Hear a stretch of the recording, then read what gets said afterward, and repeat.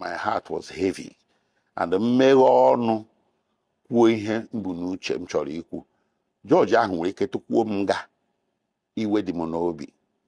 Believe no a politician, they are given to diplomatic language, diplomatics, and all that. I'm not giving to that. I saw all the problems no na ikpe ahụ ekpe. The ikpe gbakọtara wicked. Ọ bụ na m biri n'ọtọ oge a wee microphone ihe m ga-agwa onye ọka ikpe sie ikpe gị nke a gbakọtara wicked alụ emego. Na nkwuchazie nya o visitzie anga ya iwe ya on Maazị Nnamdi Kanu ka ọ ga-esi wee dị ekwutere m ya nụnụ. So m consider the consequences of ihe m kwesịrị ikwu. So I deadpanned, but inside me I was boiling. Anyị nwa with legal team nwere suspicion.